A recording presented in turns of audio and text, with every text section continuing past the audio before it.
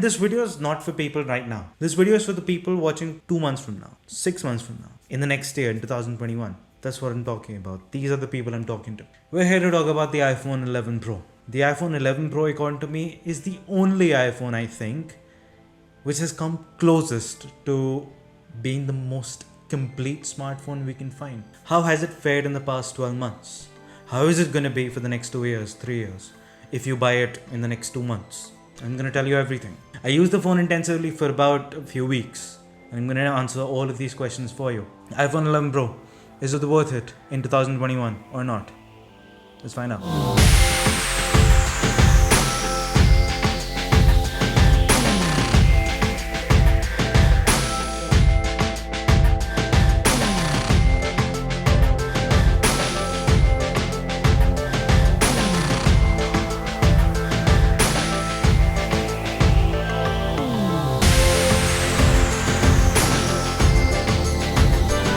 So if I had to describe the iPhone 11 Pro in one word, I would say complete. The iPhone 11 Pro is still one of the very few smartphones that can be called complete in the current market. Yeah, it does not offer the highest refresh rate display or more than 3 cameras on the back or extreme fast charging. But a complete smartphone is not something that excels on those things. A complete smartphone is built on 5 pillars: design, camera, display, performance, battery. And according to me, these 5 pillars under the iPhone 11 Pro are very well built. And the 11 Pro is able to remain very well balanced on all of these 5 pillars. Weird analogy, I know, but you get the point. The design of the iPhone 11 Pro is something that is very similar to the previous iterations. But still, it manages to be different in its own way, and I seem to like it a lot. The matte finish glass is subtle.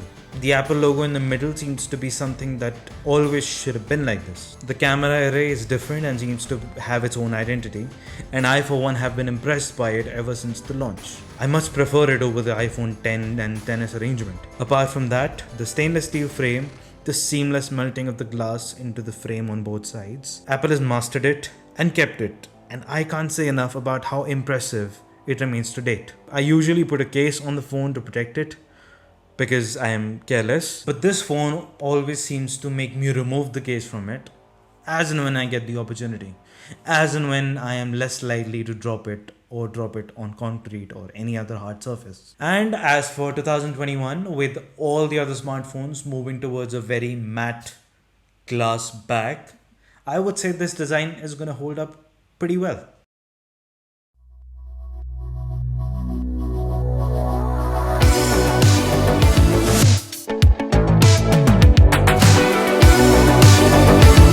On the front of the phone, we see the 5.8-inch Quad HD display. It's sharp, the colors are so good, and it gets really bright. Outdoor visibility is never a problem, and watching 4K HDR10 content on it is a treat for the eyes. The only thing that I don't like about the screen is the part where there is no screen, that being the notch. In normal usage, you seem to ignore it, and most of the times you're not bothered by it. But where you are bothered by it is when you're watching videos on YouTube or anywhere else. Either you'll have to deal with black bars on the side of it, or the notch cutting off a part of the video. Although it never is a big deal, it's something to work on for Apple. And according to what the rumors suggest, the iPhone 12 is still going to have a relatively similar size notch. But apart from that, the screen on the iPhone 11 Pro is going to be holding up pretty well for the next few years. You're safe in that regard too. Coming to the camera, the iPhone 11 Pro has an excellent versatile camera setup. And specs are right here for you to see. I hope I don't mess with myself and keep them here or here. I hope it's here. Okay. The main lens clicks the best and the most detailed shots. All the shots are really well balanced when it comes to colors. Nothing is oversaturated, everything looks natural. And the dynamic range is also crazy good. When you go into environments with low light, the camera goes into night mode when it deems the conditions fit for it. The shots clicked in night mode are really good. Rather than blowing out the shadow information and light, the iPhone manages to keep everything controlled, giving you a well-lit shot. So rather than making it look like a different time of the day, the iPhone manages to keep everything controlled and gives you a very realistic shot of what you see, or not see, as it's being claimed in night mode. Switching to the telephoto, I've always loved how great the shot is when clicked from this lens of the iPhone. It does what it's supposed to do.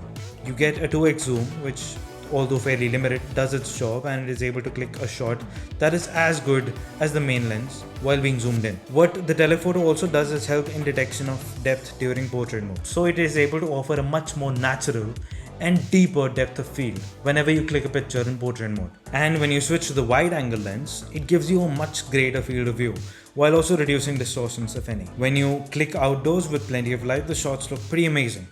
But like any other wide angle lens, it suffers in indoor shots with low light. But still, it is not as bad as some of the cameras that I've seen, and it manages to give you a good enough shot, but not something that is always going to be ideal. The front camera too has a wider angle now, so you can get more in the shot. The quality of the shot from the front camera is great too, with natural colors and plenty of detail and sharpness. The camera of the iPhone 11 Pro when it comes to video recording is probably the best amongst all the phones that we can currently find in the market. People have YouTube channels built on the iPhone 11 Pro's camera.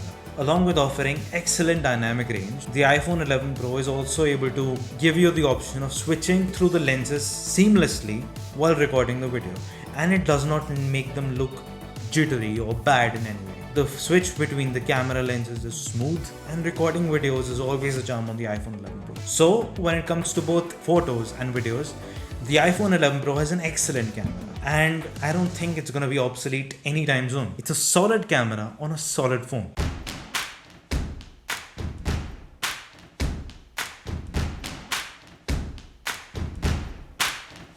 Now talking about how the iPhone 11 Pro performs, it's pretty simple. So all the iPhones that have been made so far have processors which are made by Apple. And along with that, iOS is also made by Apple. So both of these things work really well together. Even with modest specs, the iPhone is able to match the performance of the spec'd out Android phones. And the iPhone 11 Pro has great specs. And since everything is made by Apple, the iPhone 11 Pro performs really well. It's always blazing fast, be it real world performance or even through intense use. The iPhone 11 Pro with the A13 Bionic handles it properly and easily. And this is also why the iPhone 11 Pro is much further ahead than all the competition when it comes to software updates. You get half a decade of iOS updates on every iPhone. And the 4GB RAM is optimized well enough for keeping multiple apps open for long. Apps also open much faster and work much better than on their Android counterpart. That's also because the app developers don't have to develop apps every year for 50 different iPhones. They only have to develop apps for 3 or 4 iPhones at the very most during a year. So performance always remains smooth. And with the iOS 14, Apple offers greater security, greater performance, but along with that you get customizability which has never been offered before on any iOS update. You can add widgets, choose which app stays on the home screen, which apps go to another page called the app library, which divides the apps according to their utilities. This further simplifies your home screen and also offers you a much welcomed flexibility in how you interact with your phone. So the iPhone 11 Pro with its amazing A13 Bionic and well optimized iOS will work flawlessly for at least the next 2 to 3 years, and maybe even 4. If you buy the iPhone 11 Pro right now or next year, being 2021, you're safe. You're not losing out much when it comes to performance.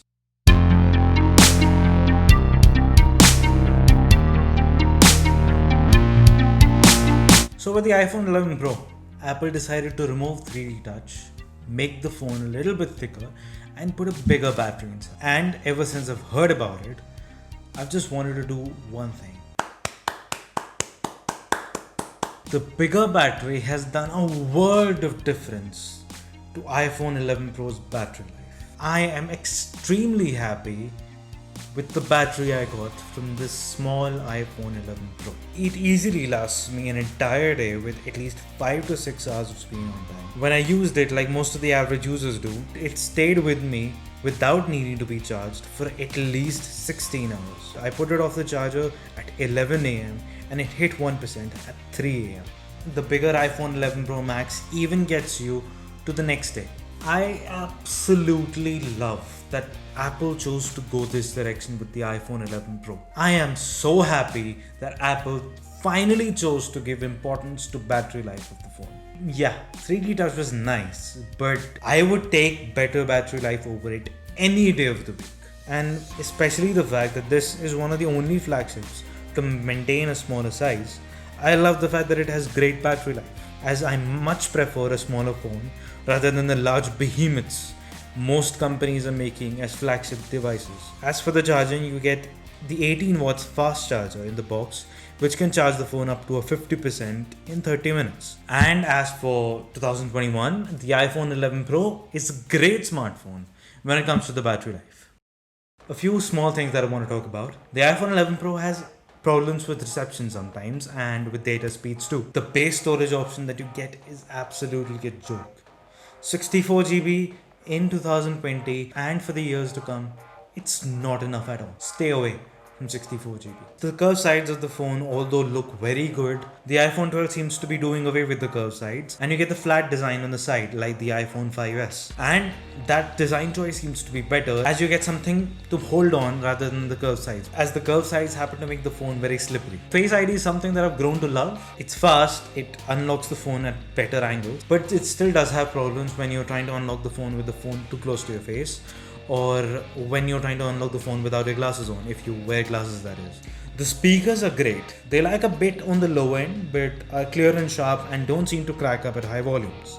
And they are stereo speakers. The call quality is ideal with the earpiece loud and clear, and mics also make your voice sound clear at the other end of the call. Apart from all of this, the iPhone 11 Pro is a great smartphone. It has an amazing camera, it performs great, it has great battery life, it has a versatile and an excellent camera, it has a great display and a great design. It does not have the crazy features, but it does what it's supposed to do in the best way possible, and is one of the only few smartphones in the current market which I can confidently call complete, as it is able to do well in each and every department of a great smartphone. And with the new iPhone coming out in the next 1 month or 1.5 months, or like end of October, the iPhone 11 Pro is expected to drop in the price, which makes it even more worth it. So my suggestion would always be to wait for the iPhone 12 to launch. If you like it, fine, get it.